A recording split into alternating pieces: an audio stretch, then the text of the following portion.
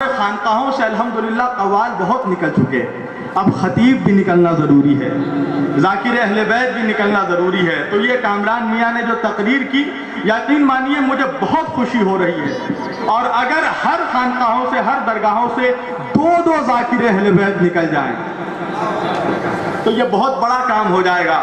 حضران گرامی، آج میری طبیعت چاہ رہی ہے، چونکہ واقعاً یہ خانقاہی محفل ہو رہی ہے اور معرفتی محفل ہو رہی ہے، لہٰذا آج میں معرفت کے اوپر گفتگو کرنا چاہتا ہوں، لہٰذا مسلمان مزاج نہیں، آپ سلمان مزاج بن کر سنیں انشاءاللہ۔ دیکھیے جو مولا کی عطا ہوئی، دیکھیے علم اور معرفت یہ دونوں آپس میں بالکل اسی طرح ملے ہوئے ہیں جس طرح قرآن اور اہل بیت ملے ہوئے ہیں۔ بغیر علم کے اگر کوئی کہے کہ وہ معرفت حاصل کر سکتا ہے تو یہ ناممکن ہے۔ معرفت حاصل کرنے کے لیے علم کی ضرورت ہے۔ میں ذرا ہلکا کر دوں اپنے نوجوانوں کے لیے کہ کسی کو ماننے کے لیے علم کی ضرورت نہیں ہے، کسی کو پہچاننے کے لیے علم کی ضرورت ہے۔ اگر ماننے کے لیے علم کی شرط ہوتی، اگر ماننے کے لیے علم کی شرط ہوتی تو جاہل اہل بیت کو مانتے، عالم اہل بیت کو نہیں مانتے، بچے اہل بیت کو مانتے، جوان اہل بیت کو نہیں مانتے۔ مگر جہاں جوان یا علی کہتا ہے، بچہ بھی یا علی کہتا ہے، ہمارے قوم کا بوڑھا بھی یا علی کہتا ہے، تو سمجھ میں بات کیا آئی؟ کہا کہ پہچاننے کے لیے علم کی ضرورت ہے، ماننے کے لیے علم کی ضرورت نہیں ہے، اور اللہ منوانا نہیں چاہتا ہے، پہچانوانا چاہتا ہے۔ ابھی میں نہیں بولوں گا، آپ بولیں گے۔ بھائی خدا منوانا نہیں چاہتا، خدا پہچانوانا چاہتا ہے۔ بھائی اللہ حدیث قدسی میں کیا کہہ رہا ہے؟ کنتا کنزن مخفیہ، یہ نہیں کہا کہ میں چھپا ہوا خزانہ ہوں مجھے مانو، کہا میں چھپا ہوا خزانہ ہوں مجھے پہچانو۔ درس کر رہا ہوں، قسم خدا کی اجمیر میں پڑھ رہا ہوں، میں چھپا ہوا خزانہ ہوں مجھے پہچانو۔ اور رسول اللہ بھی منوانا نہیں چاہتے، پہچانوانا چاہتے ہیں۔ بھائی حضور کی ایک مشہور حدیث ہے، رسول کائنات صلی اللہ علیہ وآلہ وسلم کا ارشاد گرامی ہے کہ من ماتا ولم یعرف امام زمانتی ماتا میتتن جاہلیہ، جو اپنے امام کو پہچانے بغیر مر گیا، اپنے زمانے کے امام کو پہچانے بغیر مر گیا، اس کی موت جہالت کی موت ہے۔ تو پتہ کیا چلا کہ اللہ اور رسول اہل بیت کو منوانا نہیں چاہتے، پہچانوانا چاہتے ہیں۔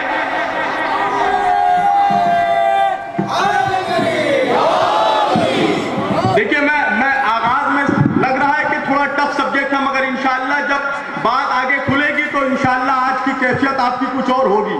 یہ غریب نواز کی عطائیں ہیں۔ تو اہل بیت کو اللہ اور رسول منوانا نہیں چاہتے، پہچانوانا چاہتے ہیں۔ اہل بیت کا اقرار نہیں چاہتے، عرفان چاہتے ہیں، اقرار نہیں چاہتے، عرفان چاہتے ہیں، منوانا نہیں چاہتے، پہچانوانا چاہتے ہیں۔ بھائی دلیل کیا ہے؟ نبی صدر مملکت کائنات، شہنشاہ کونین، رسول الثقلین، جد الحسنین، اپنے ممبر پہ، اپنے مسند پہ جلوہ گر ہیں، مسجد نبوی چھلک رہا ہے، حضور احکام بیان کر رہے ہیں، حضور مسئلے بیان کر رہے ہیں، حضور مسائل بیان کر رہے ہیں۔ یہ نماز کے احکام، یہ روزے کے احکام، یہ حج کے احکام، یہ زکوٰۃ کے احکام، یہ جہاد کے احکام۔ نماز میں رکعتیں اتنی ہیں، رکعتیں بھول گئے تو یہ پڑھو، روزے 30 دن واجب ہیں، حج اگر استطاعت ہے تو واجب ہے، جہاد اگر بالغ ہو تو واجب ہے۔ ابھی نبی مسائل بیان کر رہے ہیں، ابھی نبی مسجد میں احکام بیان کر رہے ہیں کہ اتنے میں مسجد کے دروازے پہ شہر علم کے دروازے کا بیٹا نظر آیا، مسجد کے دروازے پہ شہر علم کے دروازے کا بیٹا آ گیا۔ مولا حسین مسجد میں داخل ہوئے، امام حسین نے دیکھا نانا کو، چاہا کہ دوڑ کر نانا کے گود میں پہنچے، ادھر امام دوڑے کہ قبا کا دامن حسین کے پیروں کو کعبہ سمجھ کے لپٹ گیا۔ कसम खुदा की अब ये जुमले अगर अजमेर में नहीं पढ़े गए तो मैं कहीं नहीं पढ़ सकता। दामने क़िबा,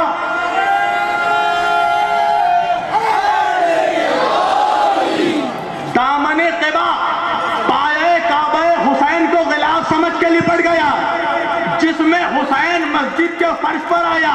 मस्जिद के फर्श ने जिसमें हुसैन को आगोश में लेकर चूमना शुरू किया।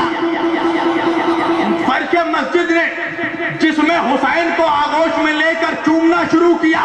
हुसैन फर्श पर आए, नबी अहकाम बयान कर रहे हैं, ये नमाज के अहकाम, ये रोजे के अहकाम, ये हज के अहकाम, ये ज़कात के अहकाम, ये जिहाद के अहकाम। अभी मसाइल बयान करते करते जैसे ही मरकज़े फ़ज़ाइल नजर आया, अब मैं इससे ज्यादा बड़े जुमले क्या कहूं। मसाइल बयान करते करते मरकज़े फ़ज़ाइल नजर आया। नबियों की शहनशाह की निगाह शहीदों के शहनशाह पे पड़ी।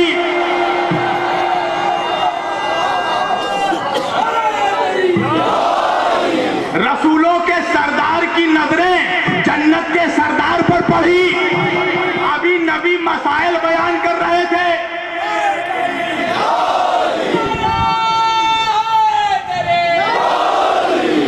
अभी नबी मसाइल बयान कर रहे थे। जैसे ही हुसैन नजर आए, नमाज के जिक्र को रोका, रोजे के जिक्र को रोका, हज के जिक्र को रोका, ज़कात के जिक्र को रोका, जिहाद के जिक्र को रोका। हुसैन को गोद में उठाया, मिंबर से उतरे, हुसैन को गोद में उठाया, मिंबर पर लेकर आए। अभी मसाइल बयान कर रहे थे, हुसैन नजर आया, मिंबर पर आकर हुसैन के हाथों को उठाया और कहा, हाज़र हुसैन फारिफू। ये नहीं कहा कि ये हुसैन है इसे मानो, कहा ये हुसैन है इसे पहचानो।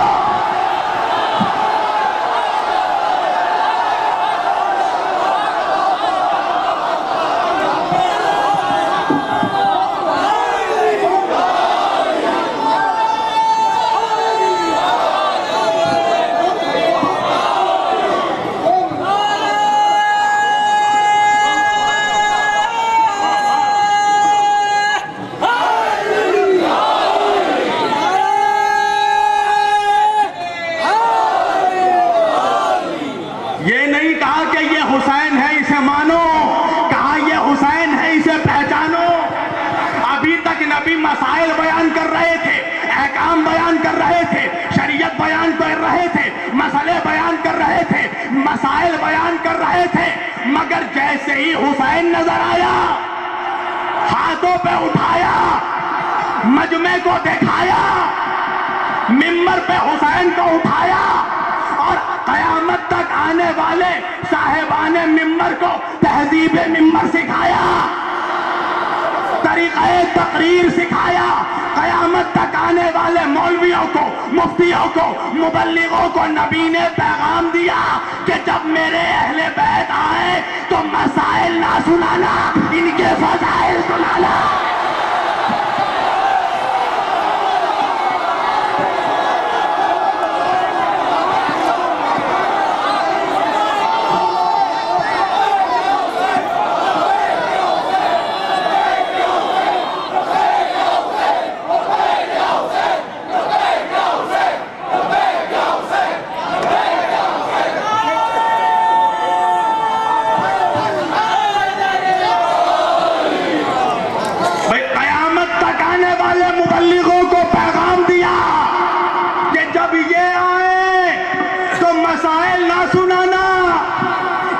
फ़ज़ाइल सुनाना।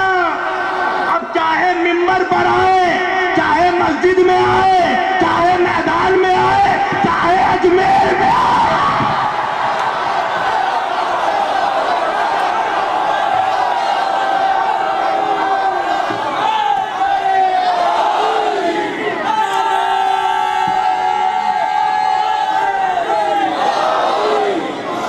मसाइल ना सुनाना।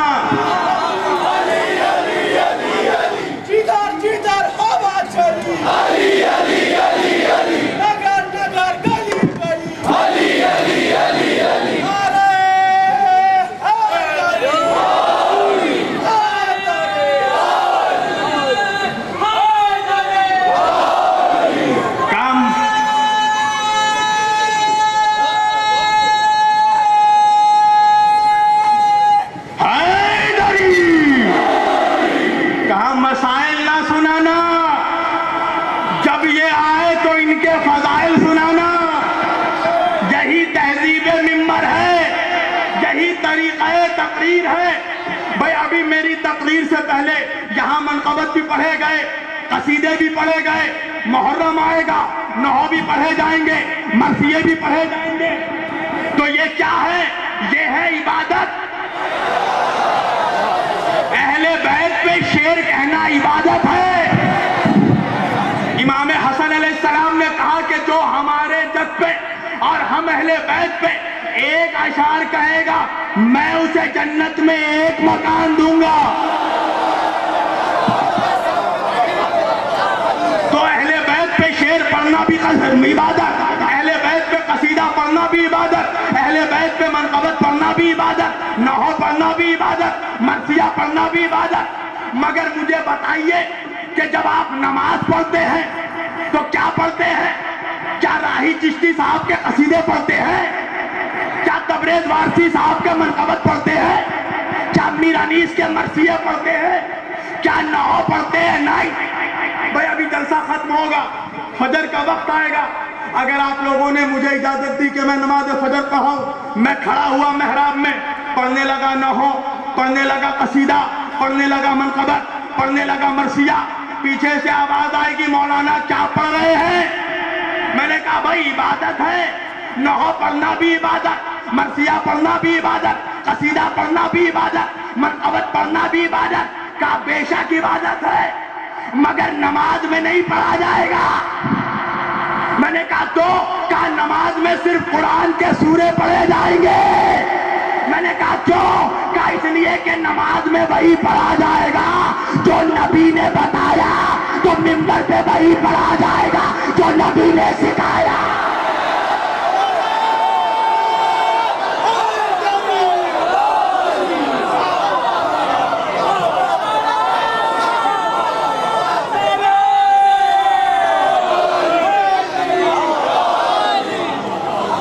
نماز میں وہی پڑھا جائے گا جو نبی نے سکھایا, منبر پہ وہی پڑھا جائے گا جو نبی نے بتایا.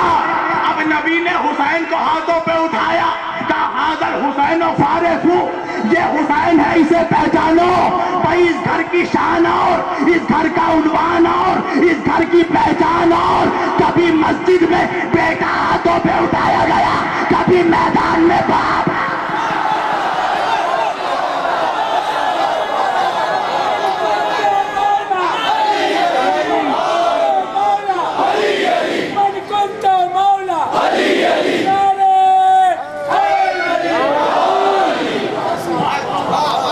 کبھی مسجد میں بیٹا ہاتھوں پہ اٹھایا گیا, کبھی میدان میں باپ ہاتھوں پہ اٹھایا گیا.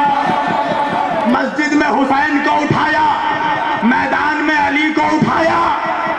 اور غدیر میں نبی نے علی کو منوایا نہیں, پہچنوایا ہے. منوایا نہیں, پہچنوایا ہے. اس لیے کہ اگر منوانا ہوتا تو نبی کہتے فہذا علی مولا, یہ علی مولا ہے. مگر منوانا نہیں تھا, پہچنوانا تھا, تو کہا من کنت مولا. عرض کر رہا ہوں اگر منوانا ہوتا تو نبی صرف کہتے ھذا علی مولا. مگر منوانا نہیں تھا, پہچنوانا تھا, تو کہا من کنت مولا.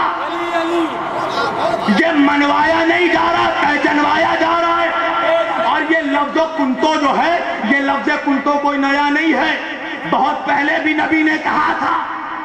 جب نبی سے پوچھا گیا آپ کب سے نبی ہے, نبی نے کہا کنتو نبی آدما بین الماء والطین.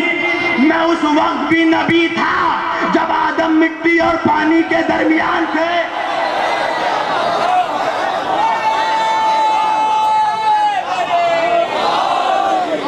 میں اس وقت بھی نبی تھا جب آدم بے دم تھے.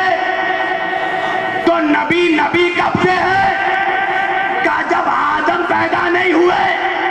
تو جس طرح نبی پہلے سے نبی ہے, اسی طرح نبی پہلے سے مولا ہے.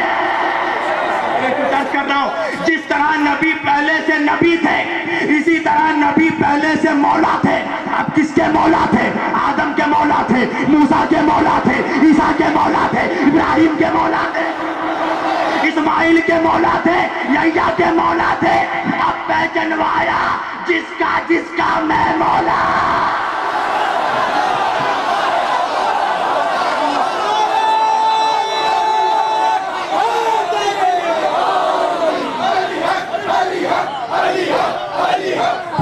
سب مل کر کہیے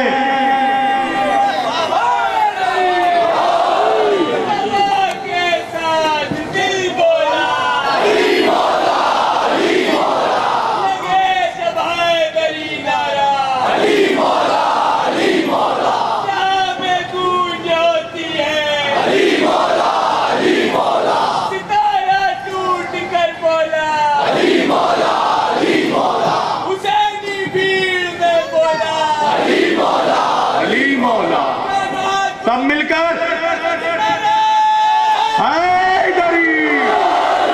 ارے لگنا چاہیے کہ علی کا نعرہ لگ رہا ہے۔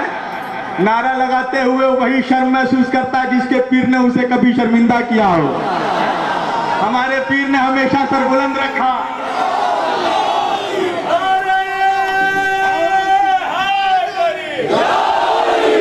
ہمارے پیر نے ہر محاذ میں ہمیں سر بلند رکھا، مسجد میں بھی سر بلند رکھا، میدان میں بھی سر بلند رکھا۔ اب نبی نے کہا من کنت مولا، جس کا میں مولا۔ اب بات سمجھ میں آئی، غدیر میں علی کو منوایا نہیں، پہچنوایا ہے کہ فقط آدمیوں کے مولا کو علی نہیں کہتے، آدم کے مولا